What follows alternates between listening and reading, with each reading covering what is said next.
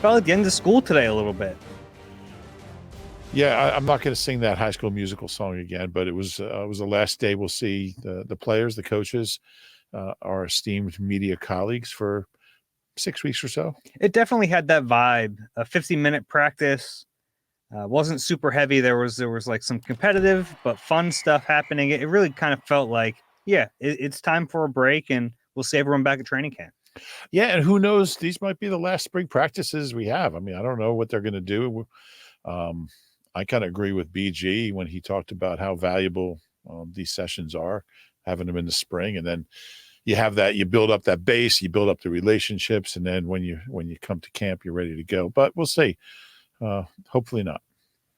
Yeah, I really like these practices, and yeah, it's fun. We just had a little bit of news as we started recording this. Quinyon Mitchell signed his rookie contract. Not really like it was in question, but now the entire rookie class is signed. That's a good feeling. He's not going to hold out. No, certainly not going to hold out. Let's talk a little bit about practice today, and then we'll take a step back and kind of review what we saw over the 5 days of practice. We'll go position by position. Did you have any big takeaways from today's practice before I get into some of my observations? I think the big takeaway, and it's probably a takeaway from the whole run of practice, is just that the defense is ahead of the offense. Mm-hmm. And not surprisingly, it's an entirely new offense, and it's an entirely new defense too. But the offense, obviously, a lot more complicated and a lot more going into overhauling the offense. And there's a lot going into it. So, not shocked, but I thought it was pretty glaring how much the defense was ahead of the offense. Yeah, and we'll get into that when we talk about the overall stuff. But yeah, even today, like that was apparent. I thought Kenny Pickett had a pretty good afternoon. He's been up and down kind of like the entire offense, but he had a few really nice throws. My highlight of the day today was that pass to Johnny Wilson. He kind of skies over Isaiah Rodgers, who I thought got a hand on it, but Johnny Wilson's really tall, and he used that frame, and it was a nice grab because he had to really focus on it. Yeah, I thought he showed really good body control. He had to twist around a little bit to get it and to snag it. Thought he showed some strong hands. And Isaiah, after the play, when he ran by us, he said, "Man, he ought to be playing basketball." Yeah. But it was a good rep. It was a pretty high level rep that we didn't see a whole ton of today. Yeah, there was another nice pass. It was a back shoulder from Pickett to Joseph Ngata in the end zone. The Eagles did some red zone work today. It was their first. I mean, we saw them do a little bit of backed up earlier in their spring. This was a nice period where they were finally in the red zone. I think it was our first real red zone periods of the spring that we saw, at least. Yeah, I like Joe Ngata. Call him Joe now? Well, Nick called him Joe. Okay. So I'm going to call him Joe Ngata. It's been a couple of years now, second year here. So first year, he's Joseph. Right. Second year, you know him. You can call him Joe. Yeah. There's always players like that, they have the formal name, and you're like, what do you prefer? And like, I don't care. Like Kenny Gainwell. Kenneth Gainwell. And that's always tricky because in SEO, like for SEO purposes, like Kenneth pops up more, but he goes by Kenny. We call him Kenny. I write Kenny now. Okay. I never really thought about it that deeply, but yeah, I think I call him Kenny. But Ngata's done, he was here last year. I thought he had a good camp last year. And, I don't know who's in the lead in that third outside wide receiver competition, but I think he's in the mix. He's in the mix almost by default. Yeah. Because there's just not much there. He's probably behind the two veterans, at least Paris Campbell. Yeah, probably. But I mean, I don't think Paris Campbell's done a ton. None of them really have. They're all kind of in the same boat. And a lot of that's just a product of the offense looking a little sluggish. Mm-hmm. But he is a guy to keep an eye on in camp. And obviously they like him. They kept him around all last year. So we'll see. Just another name in the mix. Yeah. We'll break down a few more observations from today's practice, then get a little wide angle. James Bradbury. 30,000-foot view. Yeah. James Bradbury still not practicing. So we were promised a chance to see Bradbury at safety, and it just never happened. It didn't materialize. I don't know what's going to happen there. I was kind of intrigued to see him at a different position. Yeah. But, you know. That play, that snap that he slipped on might be the last time we see him. Yeah, he was on a side field today, so maybe he's getting a little closer, but unfortunately it's the end of minicamp. And, we don't get injury reports because there's no games, but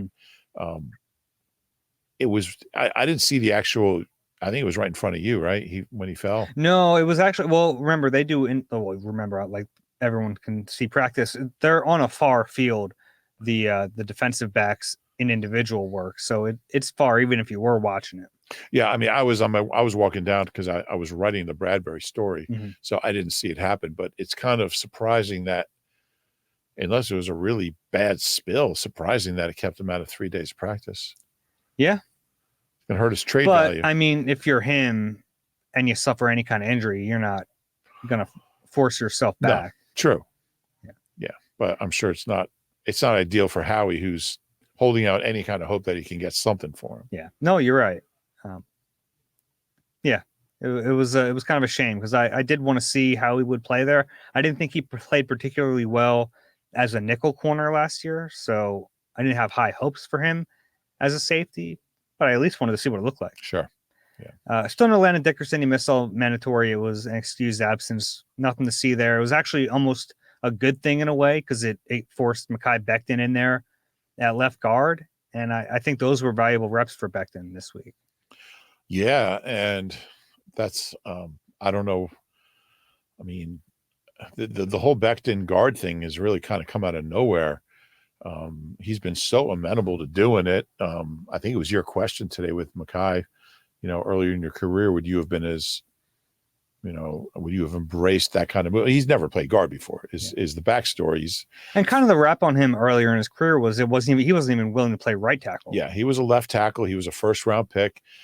And I think, when your career takes the direction that his has taken, it can be humbling, and you grow up and you realize I better be open to anything or I'm not going to be in the league at some point. So when Stout approached him about playing guard, and we talked to Mekhi today, he said, I was happy to do it, whatever they want me to do. And you asked him, would you have done that early in your career? He said, no. So very honest answer. Gives him a lot of flexibility there. And I assume there was a conversation, well, maybe not. I assume there was some thought about him being versatile, positional versatility when they signed him, but maybe not. I thought he was just a tackle, but it does give them some, that there's not a ton of depth on that O-line. They have Hennessy, they have some other guys, but you lose Sua and you lose Driscoll, who are two guys that were versatile and had played games in the league, and it's a pretty good guy to replace him with. Yeah, I have a question about Mekhi Becton. I'll wait to ask you until we get. Did I say Mekhi Gardner? No. Oh, I thought you were going. Okay.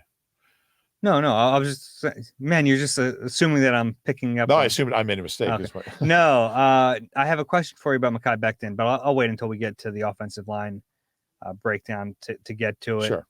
Can't wait. Sidney Brown still not practicing, paying attention. We saw Zach McPherson today, kind of peeking out from the weight room at practice. So he was like sitting on the concrete landing. Yeah, I don't know what happened. I don't know if there was a setback or a new injury, but not a good sign for a guy who's coming back from an Achilles to all of a sudden not be ready to practice. Yeah, and I mean his name hasn't really come up in the whole conversation about the slot, but I mean.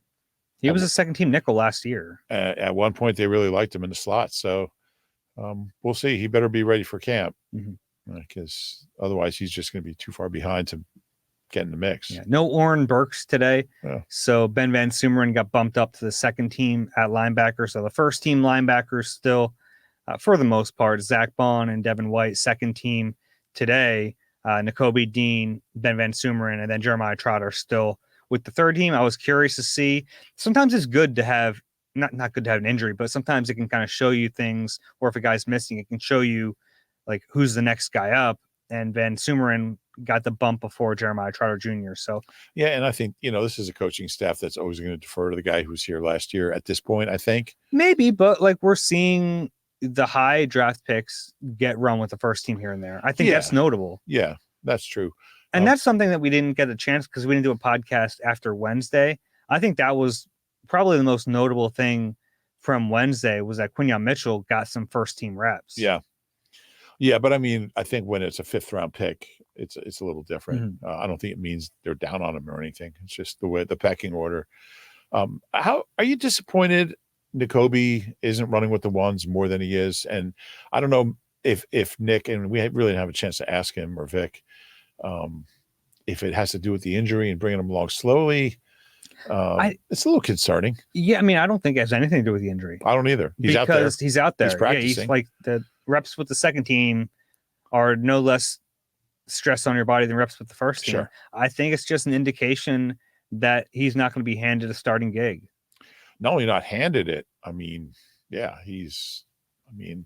very limited reps. I'm still relatively skeptical about the Zach Bond thing, but yeah. I'm less skeptical than I was the first day when we were out there and we saw him. Yeah. So, we'll get into some of those things with the positions. Anything else from practice today? There was red zone work. It was fun at the end of practice. We got to see the younger coaches had to do box drills where you kind of hit all corners, and then the middle-aged coaches had to run gassers. Yeah, players enjoying that. Yeah, anytime you see the coaches do some work, it's got to feel good as a player. I don't know. I don't think I had much else from today's practice. It was a relatively short one. Who's the best athlete among assistant coaches that you've covered? That I've covered? Well, I mean, we've had some that were just like... I mean, Gannon's a great athlete. Yeah, Gannon, and he would have had a chance to play pro football if he didn't get hurt at Louisville. Yeah, it's a good question. Who's the best athlete on this coaching staff? Christian Parker's probably the youngest of like the position coaches. Yeah, Christian Parker looks pretty athletic. Yeah. Clint Hurt. Moorhead. Clint Hurt was a big level college player. He got hurt too. Yeah, every day. No, I get that. I'm going to think about that. But yeah, I think about the best athlete. I mean, Nick was a decent athlete. He's still relatively young. Yeah, I'm trying to think Aaron Moorhead played professional football. Aaron Moorhead is a good, I mean, I just mentioned him. Yeah, he's a pretty good athlete. Yeah, I'm thinking about that one. Okay. All right. Let's go position by position. You ready to do this? I'm ready. Quarterback. So let's have this discussion about Jalen Hurst because I think it's been like a meh spring. Sure. I think that's kind of to be expected when you had this new offense, and he made sure we all know how new this offense is. So what do you make of it? Like any level of concern? No, not at all. No. None, zero. Okay. Like you said, I think it's what we all expected. I mean, this is a major overhaul. Yeah, he threw out 95%. That seemed a little high to me. 95% new. Yeah. Which is like, I'm guessing terminology. And I followed up and asked him about that. And I thought his answer was pretty interesting. You know, he said a play could be the same play we had last year, but you know, the way the receiver, reacts to how he's being defended could be different. There's just so many different things that could happen. Like, so the play, what you see, the X, you see a play chart, the X's and O's, but how that play evolves could differ based on what's happening, what the coverage You ever think is. about how versatile the X and the O are? That they're hugs and kisses when like your grandma writes you a letter, but then they're also pieces on a football board. Tic-tac-toe pieces. Never thought of that. Versatile letters. X is a very valuable letter in Scrabble, and O is borderline useless. X is worth 8? Yeah. Yeah. I hate getting U's and I's in Scrabble. They're my least favorite letters. Really? Yeah. They don't count for a lot, and they're not as valuable a vowel as like an E or an A. I'm not a fan of V. V and C, because you can't make 2-letter words out of either one. I get that. And so, and that's the words you use, the 2 letters. Well, no, sometimes you're trying to, at the end of the game, you're trying to to get rid of them. Yeah. But I actually had a pretty long online Scrabble streak that winning streak ended recently. Sorry to hear that. I've been pretty down. That's why, I've been noticed. I was like, what's wrong with Room down in the dumps recently? Yeah, this guy beat me by actually, I had a cue that I couldn't Mhm. find a spot for. He was stockpiling the U's. I got it really late. Well, yeah, I didn't have any U's. He was like, I bet he has a Q. I'm going to hold on to if these there's an U's. I, you can, QI is an Mhm. accepted Scrabble word. There was no I's available. So I had to eat the Q. I lost, 10 points. He gained 10 points and he beat me. Sorry to hear that. Not that you're struggling with it at all. It's been a hard couple of days. Anyway, how did we get on that? Jalen Hurts. Oh, yeah.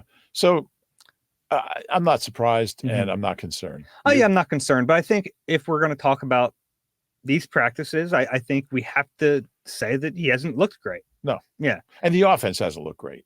Yeah, in general. I think that a lot of it starts with him. But I also think like you don't really know what the goal of each particular play is. The goal is certainly not to pass it to the other sideline. Like you're not supposed to throw it to the defensive backs, and that's happened a little bit. Yeah. How many times did he get picked off? Blankenship got him. Yeah, I mean, it was. Did Rodgers get him once? Yeah, so there were a few here and there. Yeah. There was one where it was like a batted ball Yeah. to Devin White. So, but I'm also okay with taking chances now. Yeah, and he's going to do that. He's told us that, like in practice, he's going to go for things and see what he can do, and see how he can push it. But I do buy that the offense is still like fresh because you can kind of see it. It feels like everything's a little delayed. Yeah, for the offense now. You can kind of see him processing, and I think part of it is like, heck, these defensive backs are actually playing really well right now. They're in coverage and they're mirroring routes, and guys aren't open. And one thing with Jalen, and sometimes it's frustrating, it's just as a guy watching practice, like throw the ball. But he doesn't want to like sometimes make a throw that he wouldn't make in a game, so we'll hold on to it. Yeah, and I think that's a really big part of it is the level of competition between the receivers and the corners is just higher than we've seen. Mm-hmm. I mean, maybe 2 years ago it was similar. Certainly last year it was not. And that's big. And I don't think it's a bad thing. I mean, I think when you have that kind of competition and Jalen's being challenged, it's only going to make him better and make them better. But I mean, yeah, there's no crispness.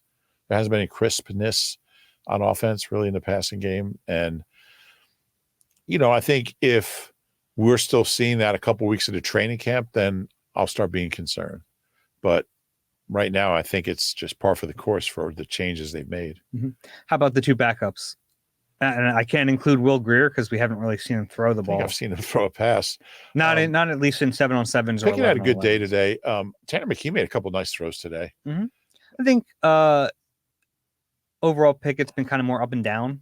Yeah, I think Tanner McKee's pretty good.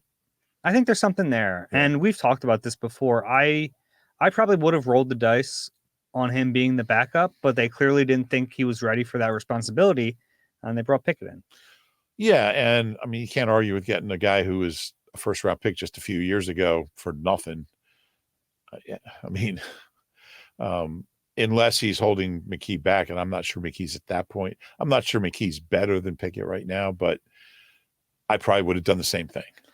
I've seen enough. Part of the McKee thing for me was you have a cost-controlled backup. So had they gone out and spent like Marcus Mariota money on a backup, I wouldn't have loved that. I have a harder time faulting them for finding a different cost-effective backup. Yeah, because it's not like they're paying Pickett an awful lot, right? As long as I agree with that. Do you agree with me there? Like, had they gone out and spent big money on like a Mariota level player, I wouldn't have liked that. Yeah, I would agree with that. And I think Pickett, as good as Mariota, probably a little better. So look better in practice. Better practice player at least. And we'll see beyond that. I mean, regular season, Mariota's probably a little better, or was for a while. No, I don't know. Anyway, running back. Tell you what, it was a quiet spring for Saquon Barkley. Yeah, and I don't know what to make of that. To me, he was a player that I kind of expected to flash more in spring practices. Now it's still like the first day we're out there for OTAs. I was like, wow, to see a guy that big move that well, it's just kind of weird at the running back spot. But I thought it was a pretty quiet spring for him. Yeah, it's not like he dropped passes or anything. Mm-mm. Just didn't really throw to him much. Yeah. So I did catch a really cool moment today. I don't know if you saw this during special teams. him and AJ Brown were going over routes and like the intricacies of route running on the sideline, and Devontae Smith was there. So that was fun to watch because as good as Saquon is at catching the ball out of the backfield, he can also line up in the slot. He can line up out wide, and we've seen a little bit of that this spring. Yeah. With all three of the running backs, really. Yeah. Yeah, we saw Shipley yesterday. We didn't have a pod yesterday, but we saw him get out and catch a ball and look pretty quick. Yeah, I thought it was Will Shipley's best day of practice on day 2 of minicamp. Yeah, I would agree with that. Yeah. He finally showed a little bit of flash. There was one play where he caught the ball and got upfield pretty quickly, showed the yards after catchability. Yeah, he did. He had the one catch where he was it was McKee rolled right, Shipley's coming across the formation and ends up making a sliding catch. I thought that was nice. Yeah. Yeah. So, but I agree with, I was surprised that Saquon didn't show more. I thought that in this kind of situation, he would. I don't know what to make of that. Probably not much. Yeah, I don't know. If you're making anything of it, it's probably what you thought going in, or you know what I mean? If you think it's nothing, then it's probably because you think Saquon's going to be really good. If you think, sounding the alarms, it's probably because you're really worried about an older running back that if has he his wear and looked tear. slow or he was dropping passes or looked uncomfortable, but none of that was really the case. He just never really got the ball. Yeah. One of the fun elements for these running backs, we've seen them at times kind of be stacked with receivers. We've seen them out wide and get motioned into the formation. So they're doing some different things with them. I think that's going to be a noticeable difference with this Kellen Moore offense. Yeah, I don't think they'll be stale. I don't think so. Yeah. Do you want to go receiver or tight end next? Receiver. AJ Brown and Devontae Smith are still good. Very good. After that, yeah, I don't know. I think John Ross had some really nice moments. I don't know what to make of that, really. He hasn't played football since 2021. I think he can push for a roster spot. Paris Campbell had a relatively quiet mini camp. I thought he made some plays in those 2 OTA practices. Yeah, I think for me, it's just that nobody's taken ownership of that spot. And it's been Paris Campbell up with the first team most. Yeah. Yeah. They obviously want him to win it, but I just haven't seen anybody. And I'm going to stick with what I've been saying. I think that third receiver might be a guy who's not on the team right now. I'm going to stick with that. And I just don't know how much of an upgrade Paris Campbell or John Ross is over Quez or last year's Quez they would be, I guess. Probably. I don't know. I don't know. John Ross hasn't played since 2021. No, you're right. And I still consider him a long shot. It's funny. You talk to him and he's such a great story and, kind of an inspiring thing, but that doesn't make him any better. It doesn't, but it makes him more human. But I've seen some flashes from him. A couple. Yeah. He's rusty. There was that one on the right sideline where, he didn't get his feet in bounds where left sideline. Yeah. Left sideline. But the same with Campbell. He just hasn't jumped out. We'll see. We'll see what they do. They seem happy with what they have, but I'm a little skeptical. What about the rest? How about the 2 rookies? We talked about Johnny Wilson already. I thought he had a really nice day. Yeah. To close out minicamp. Anaya Smith, I think it's taken a little bit of adjusting, and maybe part of that is because he missed time he had a stress fracture. Maybe. So, yeah. He missed valuable time. He missed all of the rookie camp. He missed the early portion. I think I actually missed all of OTAs, right? Yeah.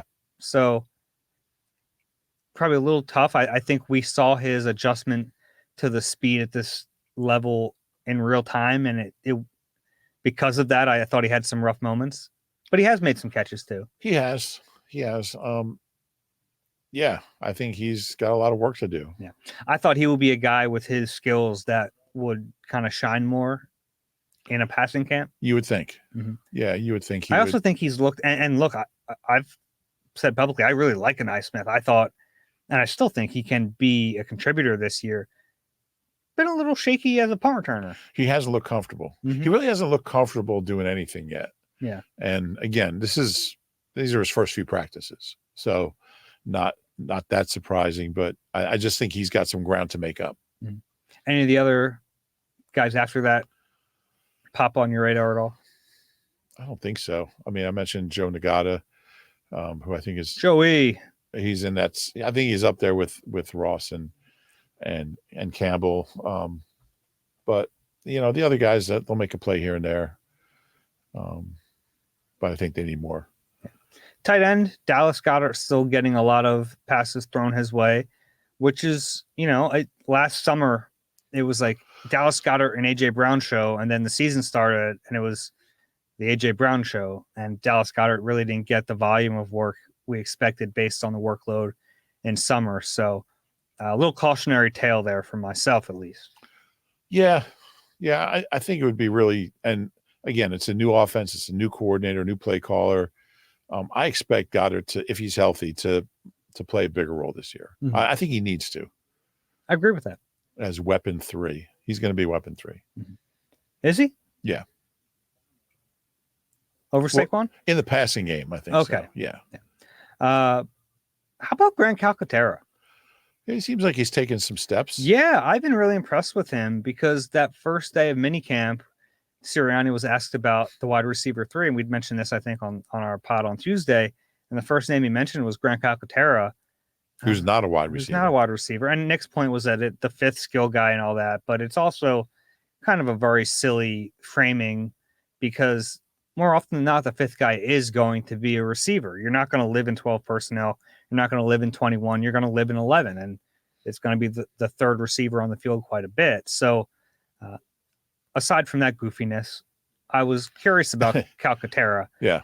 And man, he might have caught more passes than anyone this minicamp. Caught a lot of passes, and it was interesting to hear, gosh, who was it? It might have been, I guess it was Nick, talked about his toughness, which was interesting because, I mean, he's been a guy with speed and, he's always been a guy who could run.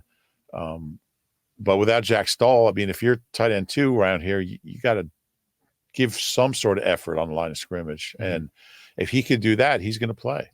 Yeah, I still think Uzama gives them more as a blocker. He's caught the ball well, too. Yeah, for the most part, he has. Albert O got hurt. He wasn't practicing today. Kind of a shame for him. And he had flashed a little bit. He caught some passes. I didn't mention Britton Covey in that conversation about other wide receivers, and I should, because I still don't think he's going to play a major role on offense, but he does catch the ball well, and he's quick. Yeah. And still working kind of low down the depth chart, you can tell. Yeah, no doubt. And he's a slot, obviously, but just something to keep in mind. And they like him. And I was wondering if they'd show him some deference and get him some first team reps. They didn't do it. No. Before we move on from tight ends, you guys don't even know who he is. EJ Jenkins making catches all over the field. He's probably not going to make the team. You may never hear about EJ Jenkins after August, but I think he's someone to watch in training camp. I think he could have a good summer. Yeah, he could be in that Camp Darling story that you do. He could be. He's on my radar for that. Okay. Yeah. Let's talk O-line. And I have my Mekhi Becton question for you. Okay. Any chance Mekhi Becton can push to be a starting guard over Tyler Steen? I would say yes. I think there's a chance. I think they want Tyler Steen to win that job. I think all things being equal, Steen will start. But if they feel like Becton is really, and again, he just started working at guard, but he's not really built like a guard, but he's such a huge guy. I think if he's appreciably an upgrade over Tyler Steen, and look, Stout spoke really highly of Tyler Steen, but again, he's started one game in his life.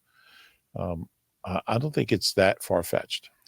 Yeah, neither do I. Now, the tricky part about this is I asked Mekhi Becton today about which transition is harder, going from left tackle to right tackle or left tackle to left guard. He liked that question. He did like that question. And he said left tackle to right tackle. But going left tackle to right guard is like combining the tough parts of both of those. So I don't think it would be easy necessarily. But yeah, I mean, this is a former first round pick who at one point in his career looked like a legit NFL tackle. Yeah. And the Eagles like big guards. Yeah. I would say I do think they like having Becton as that jack of all, backup of all positions, jack of all trades type guy. I think they like that. Obviously, Steen can't be that. Um, at least not. No, I mean, I think he could be. Well, he could play tackle, but he's not going to. I mean, he's not going to play tackle like Becton. I mean, Becton's way ahead of Yeah, tackle. I agree with that. So I kind of like the idea of him backing up everything, and they really want Steen to win that job. He's gotten every rep. I agree. And when we talked to Stoutland before minicamp started Monday, yeah, he talked about wanting the cohesion, and like you think back to that Jordan Mailata, Andre Dillard competition, one day on, one day off, like back and forth.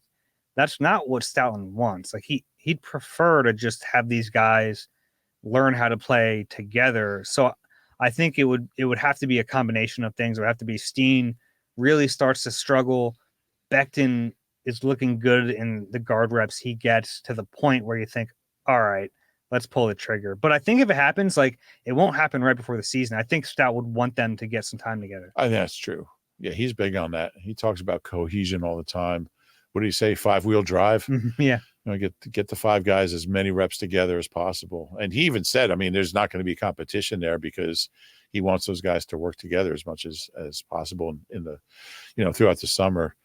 But it's an interesting thought. Do you remember what I said to you after that first day of practice when they were alternating? Yeah, that Mailata had won it. Yeah. Yeah. And you wouldn't let me write it. I mean, so they were still rotating. I know, but it was so obvious. It was obvious. Like he clearly looked better. Yeah. Yeah. Anyway. Anything else in the O-line? No, yeah. I like the way they've moved forward without Kelsey. And obviously I'll miss him as a friend, as a player, as a leader. But I mean, the thing moves forward, and I like where they are. And I think that's a really hard thing to do. I haven't covered that many Hall of Famers. Yeah, I guess I have actually. But Reggie, Doc, T.O. Chris Carter. Oh, yeah, Chris Carter. Richard Dent. Art Monk. Okay, but like in there, you like talking about covering when they were the guys still. Yeah. In any case, I've been, and I think a lot of it has to do with Stout and just his mentality. I mean, they just get after it. There's no time to really sit there. And I think Juergens is at the center of all, figuratively and literally. I see what you did there. Didn't mean to do that, but I think he's just kind of taken ownership of that spot so organically that everything else has kind of fallen into place. And when you start with Mailata, Dickerson, and Lane at 3 of those 5 spots, it makes it easier. Yeah, you're off to a pretty good start. Yeah. And I don't have a lot of other notes about the linemen. It's this is passing camp. It's really tough to get any kind of read on these guys. I think it's notable that Trevor Keegan now has an injury, and he was already third team left guard. So if there is going to be a competition for right guard, he's not in it. No. Matt Hennessy's the backup right guard, so theoretically he's in it, but he's got to make the team. What do you make of the move to sign Max Sharping, who has played a little bit in the league, wearing number 50? You don't love that, but he was. Who cares? He was. Who cares what number he wears? He was. He just do that to get me fired up. I do, and it works every time. He was second team left guard today. Yeah, I don't think that necessarily reflects real well on Hennessy. I think if maybe Hennessy hasn't been what they thought, or maybe Hennessy is your backup center only. Maybe it's not there. It's not like them to do that. It was at one point, but again, maybe it's just a guy who, I mean, pretty good pedigree. He was pretty high pick. Bring him in and get a look at him. They've done a lot of that. Sure have. A lot of that this offseason. You think about the number of reclamation projects on this team. It's incredible. Mm-hmm. It's incredible also, a cautionary tale to don't get too excited about these guys because most of them won't make the team. Mm-hmm. We'll get into possible surprise cuts later, but not today, but later in the summer. But some of these guys who, these 1-year contract guys could be in trouble. Not in trouble, but in trouble. Not in trouble, but In trouble. in trouble. Let's take a break. We'll do defense on the other side. You deserve a car that thrills you, a car that puts goosebumps on your goosebumps. At Nissan, we got everything from turbocharged SUVs to 100% electric vehicles that'll make your heart beat faster. Experience the thrill for yourself and shop your local Nissan store at nissanusa.com today. Celebrity cook Steve Martorano brings his Italian-American cooking back home to Philly. Enjoy Martorano's Prime at Rivers Casino and Steve's famous meatballs with Sunday gravy, prime steaks, and more. Make reservations at Martorano's Prime on Open Table. All right, Rube, let's get into the defense a little bit.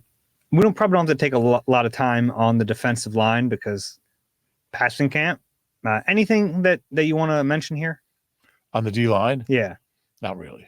I mean, you can't really make any evaluations. Yeah, I think the only thing I have is that like Jordan Davis in person looks better. You know, we'll see how that lines up. I didn't notice there was some quickness from Huff and Sweat over the past 2 days, but you know, it's tricky to know. Yeah, I wouldn't really even. Yeah, you can't draw any conclusions yet. The only other one I have is like Julian Okwara, who I haven't even mentioned in any of my observations, but he's someone who I'm kind of going to be watching at training camp as a sneaky player who could make this team. Has some length at that position, looks the part at least. Okay. All right, linebacker. Yeah. What have you made of the Devin White Zach Bond combination? I've been pleasantly impressed with Devin White. His attitude. I liked talking to him yesterday. You know, I really think he's a guy who has a chance to come in and kind of put last year behind him. He seems like he understands where it all went wrong as far as worrying about not getting a contract. Yeah, why don't you tell us what he said? Yeah, that's probably a good idea. I figured everyone read my story about it, but you know, he said that he'd like to be here for the long term, and I asked him if you know, getting a contract extension something he's thinking about. He's obviously signed to a 1-year deal, and he said, "No, that's the mistake I made last year." He said, what did he say? I was thinking too much like a lawyer, not like a football player. He wanted an extension from the Bucs. It wasn't forthcoming. And we've seen this happen with guys who obsess about contracts, and it's hard not to do it, but you really can't let it bother you, because if you do, it's going to affect your play and you're not going to get that contract. And that's what happened with him. He ended up getting benched. He only played 12 snaps against the Eagles in that playoff game. And this is a guy who's been a second-team All-Pro in 2020 and a Pro Bowler in 2021. He was a really good player. So, and he's young. He's only 26. So I just like that maturity that he showed. I think he looks really solid out there. He moves well. Yeah, talk about players who should shine in a camp like this. He has all the athleticism. Yeah. But we have seen moments where I think in OTAs it was him running down the sideline with Saquon. Yeah. Yeah, so everything I saw from him was encouraging. And again, there's no pads. They're out there running around in shirts and shorts. But I like what I saw. And, you know, I don't want to get ahead of ourselves, but I think if he gets off to a good start and is the player that they're hoping, then a contract extension could be forthcoming. Yeah. It's the kind of guy that Howie would love to re-sign. He's still young, you know, and he's got a pretty good resume despite the way last year ended. So, yeah. I agree with that. Showed us off his hands a little bit on a tip ball, had an interception this week. Zach Bond still hasn't looked out of place to me. No. He looks okay as an off-ball linebacker. We talked to him this week. I think he was looking forward to rushing the passer, but I also understand why in a camp like this, there's not really much value in telling him to do that, because it's like there's not much work to be done there. So if you think he can cover a little bit, let him cover and see if he can do it. Yeah, he's looked okay. Doesn't look like a linebacker. You know, he just, you know, he's long, and it was funny because he said, well, you know, my build, that's like kind of the wave of the future. Well, no, it's not. But I guess for him, it works out. But yeah, we'll see. Disappointing for Nakobe, like we were saying, or I thought he'd be getting all the reps with the ones. I think at least He has mixed in. He's mixed in.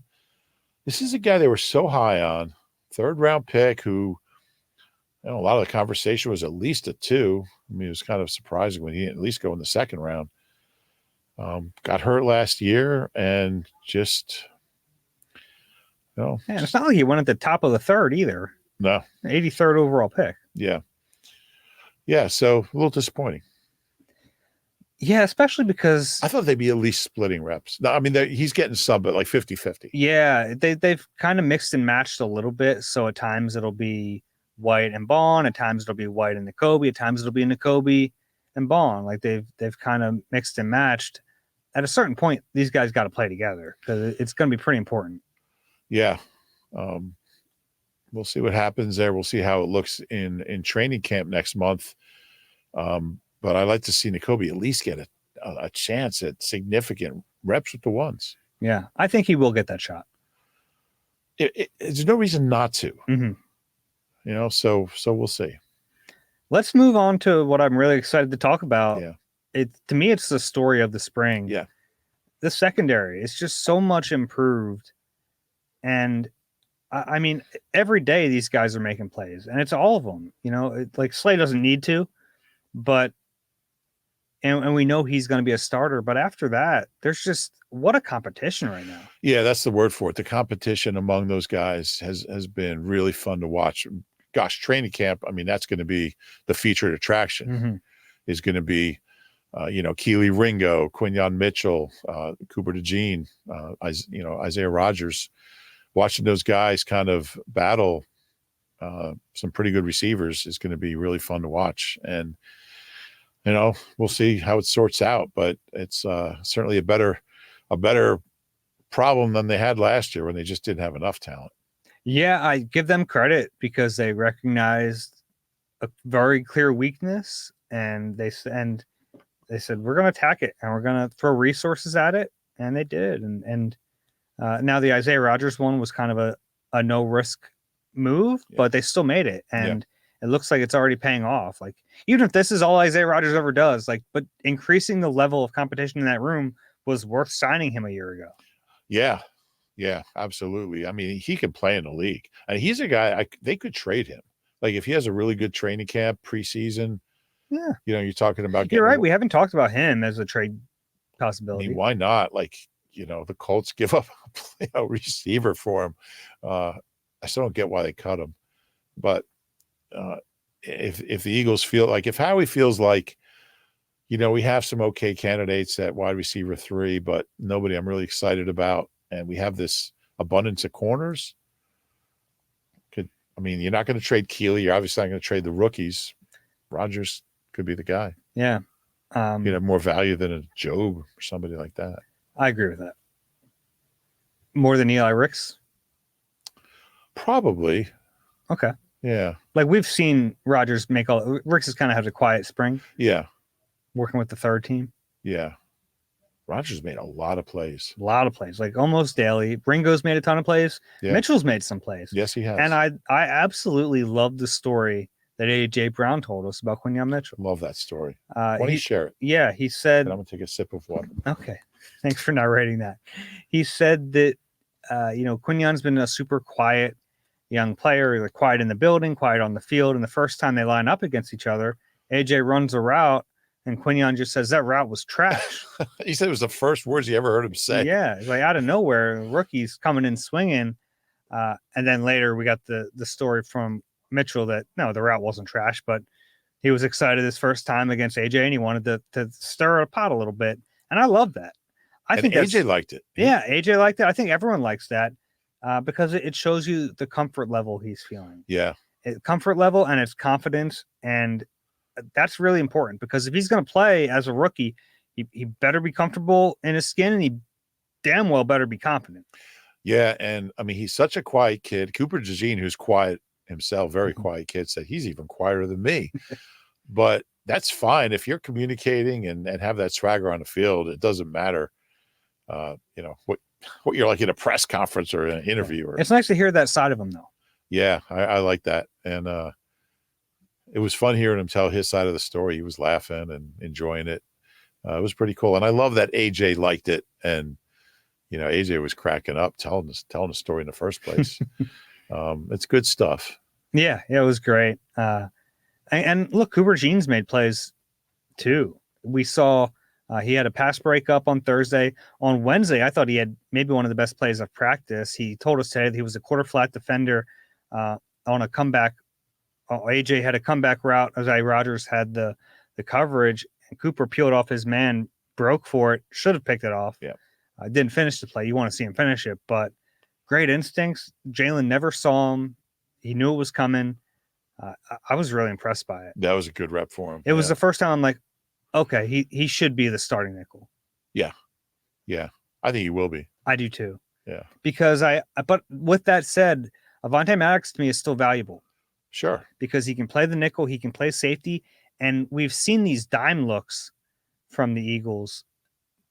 They're going to use them. They're going to have 6 defensive backs on the field. We've seen Cooper DeJean in that role. We've seen Quinyon Mitchell in that role. Right. I mean, I can see a situation with Cooper as kind of that dime linebacker. Avante's on the field as the nickel. Like, I think that's probably going to happen. Yeah. There's a chance their starting corners next year are going to be Keeley, Quinyon, and Cooper. Mm-hmm. Yeah.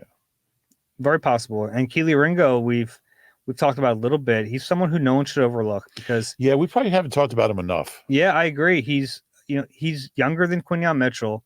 He has a year of experience. He played well in limited reps, and he earned that spot last year. He didn't play. He played 1 defensive snap in the first 12 games last year. Yeah.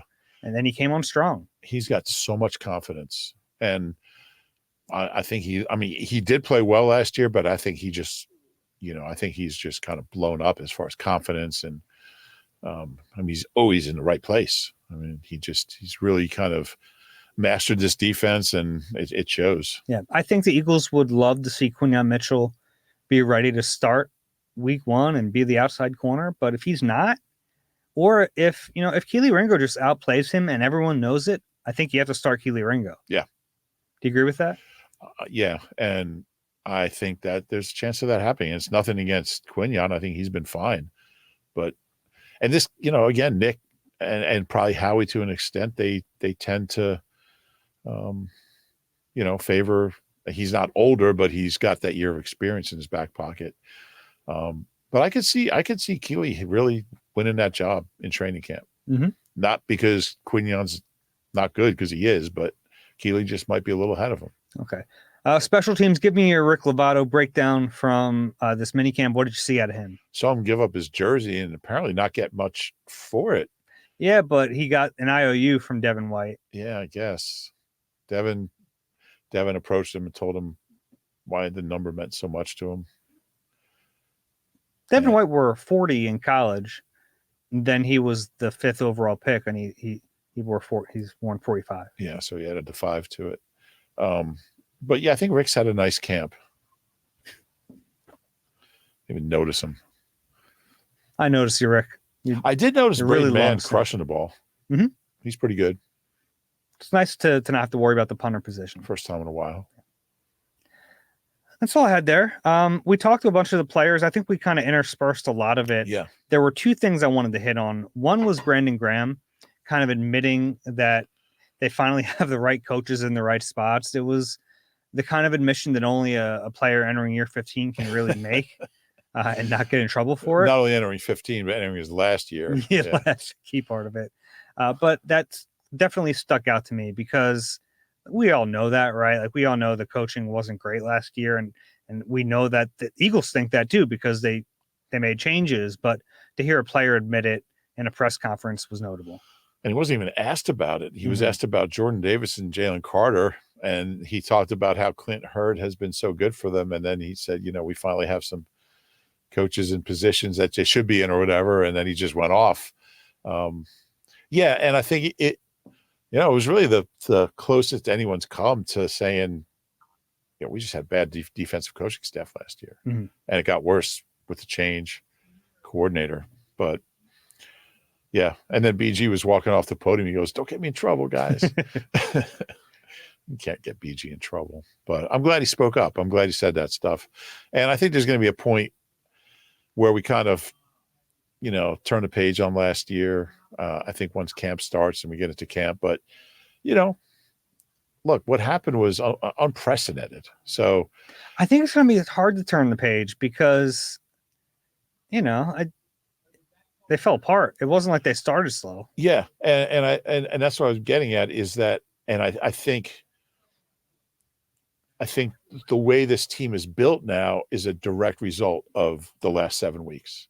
So that it's almost impossible to talk about. Like, we can't talk about all these new corners without saying they had the 31st ranked pass defense last year. Mm-hmm.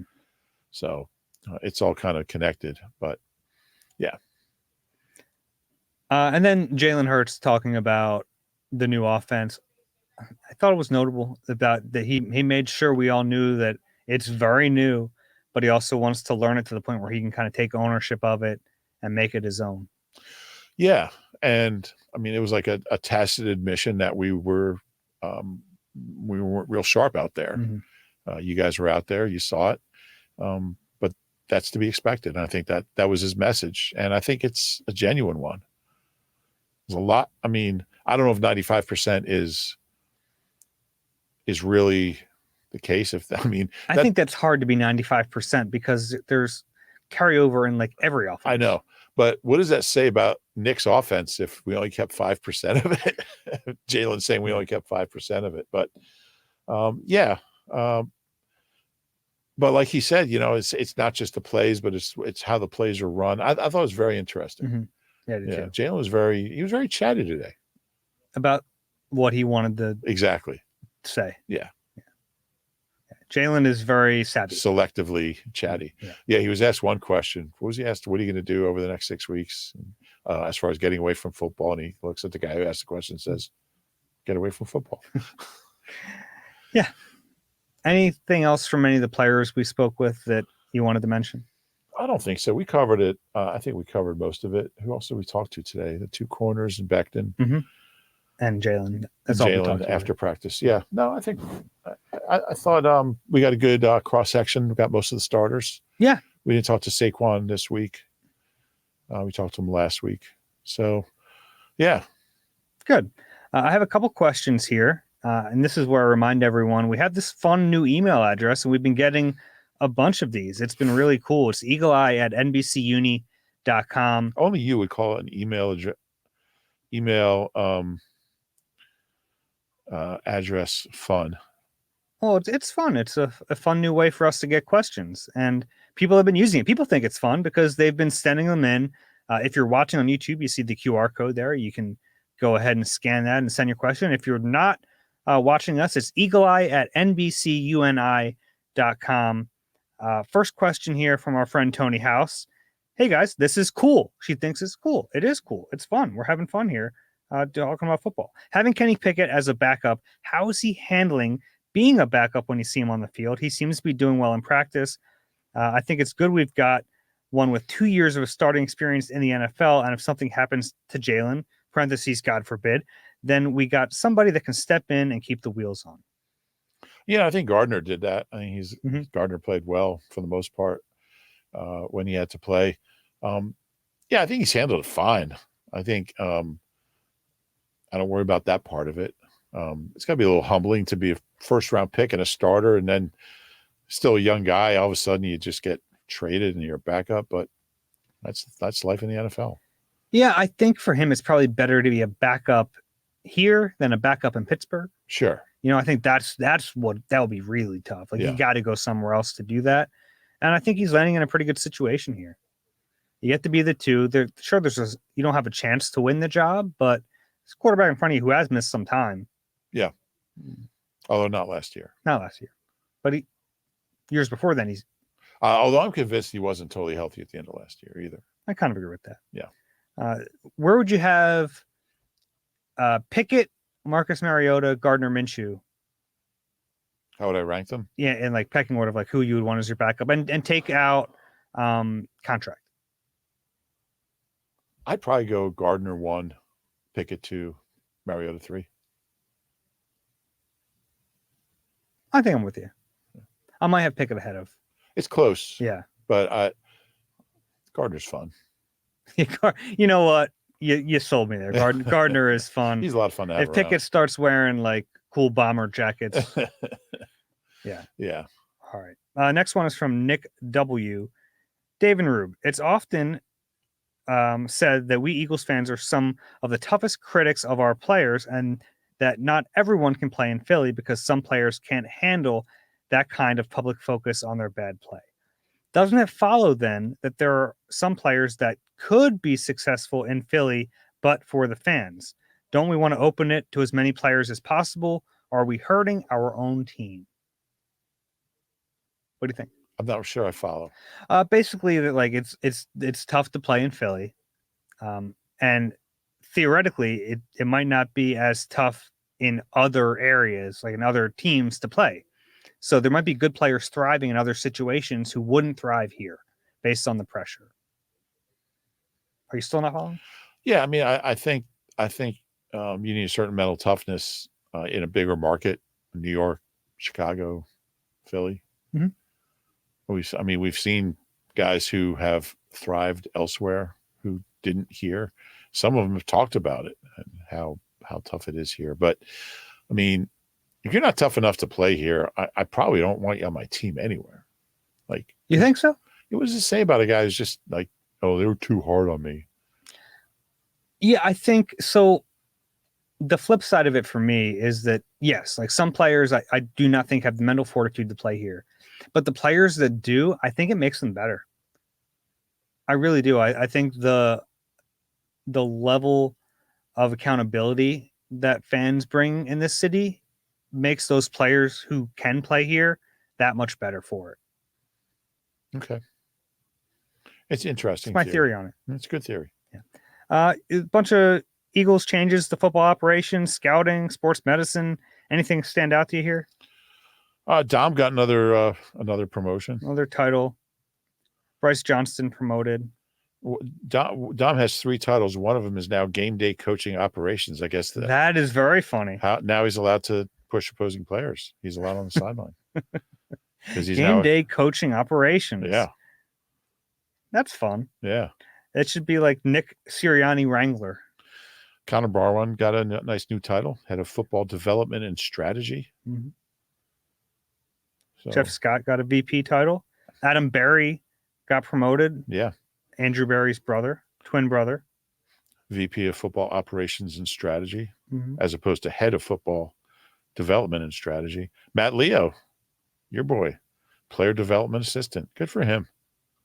Looks like scouting a little different. Charles Walls and Alan Wolking are now vice president of player personnel. Brennan Hunt, senior director of scouting. So Hunt and Walls, I believe, had been sharing the same title. Now it's Walls and Wolking sharing those titles. Amina Solomon got promoted again. That's very cool. Director of football operations / pro scout. And some of these titles. I asked Howie about that once. He said he just makes them up. These guys are getting paid by the letter. Yeah. Or they hope they are, at least. A couple new hires. Football operations. A couple new scouts. Duke a Tobin. Quantitative analyst. That's a job I've always wanted. That's a job where like you meet someone like at a bar and like, oh, what do you do? And they go, I'm a quantitative analyst. And I go, well, I'll see you. Have a good night. I might start using that line. Yeah. Senior quantitative analyst. Isabel Pantel's got to work her way up to that. Okay. They hired a couple scouts, Laurel McHale and Duke Tobin. Duke Tobin. That name sounds familiar. Yeah. How do we know Duke Tobin? Tobin Sprout. Duke Tobin. So he was he was quarterback at University of Illinois at Urbana. The Eagles once played a football game at University of Illinois in Champaign, Urbana. Oh, yeah? Yeah, because they were renovating the Bears Soldier Field. And we actually had a game in Champaign. It was pretty cool. That is cool. Yeah, it's fun. All right. Well. Oh, I do want to mention before we go, I wrote a little story on Jeff Lurie has made it clear that he is willing to sell a chunk of the team to investor. And The story was in Bloomberg.com, Mhm. which is a financial website magazine. I guess the only thing that really matters to Eagles fans is that part of the story said that there's no pathway to controlling interest of the team. Mhm. So It'll be a minority stake. it'll be a minority stake. I don't think there's any real significance to fans. They won't, if this does happen and there's no, according to the story, it's certainly possible that nothing will come of this. But if it does, I don't think fans will see any difference. Yeah, my sense of it too is like right now they're kind of in the exploratory phase of it all. So we'll see. Yep. Yeah. The valuation, pretty crazy though, from Bloomberg. $7.5 billion. Yeah. And Bremen Lurie bought the team from Bremen for $185 million. And this is where I do want to announce, yes, I am diversifying. I'm buying a portion of the Philadelphia Eagles. Duke Tobin was $12 stake. Duke Tobin was director of player personnel for the Bengals. Okay. For a long time. Oh, he's Bill Tobin's son and Vince Tobin's nephew. Interesting. So yeah, the Tobin family. Okay. All right, let's wrap this up. Do want to mention it is summer now, so we're going down to once a week. I know that's tough for fans to hear, but it's tough for us. It's tough for us, but we have all these vacation days, and we don't have many opportunities to use them. So I know I'm getting away for a little bit. Ruby getting away a little bit. Getting away a little bit. Good. So got a nice vacation planned to Collingswood. It's gotta hear it's nice this time of year. I'll be headed out west at some point. Headed to Oregon for the first time in my life. Oh, okay. I'm excited about that. Northern California. So but we'll have pods each week. Oregon is one of 8 states I've never been to. Really, it's one of the states I've been to as well. So I get to cross it off, and I'll beat you there. Got me. But we will have pods each week. We're going to pre-record a bunch of them. There'll be some fun episodes in there. So we're not going to leave you guys high and dry. Typically, I think we're going to drop these on the Wednesday of the week. We'll kind of split the difference of our normal Tuesday, Thursday schedule. Yeah, and they'll be fun. Yeah. And we'll be putting out a call for questions. We'll do a couple mailbags. Mm-hmm. So sure. Keep an eye out for that. Or just email them into the address that you're about to see on the screen. There you go. I was already to the subscribe part, because if you like the podcast, please do us a favor, rate and subscribe wherever you get your pods. If you're watching on YouTube, please click the like button, subscribe there as well. For Reuben Frank, I'm Dave Zangaro. We have loved the spring portion of this Eagles schedule. Eventually, though, the next time we talk to you guys live, we'll be getting ready for training camp. Not that far off. It'll be a lot of fun. All right, everyone take care. We'll talk to you soon.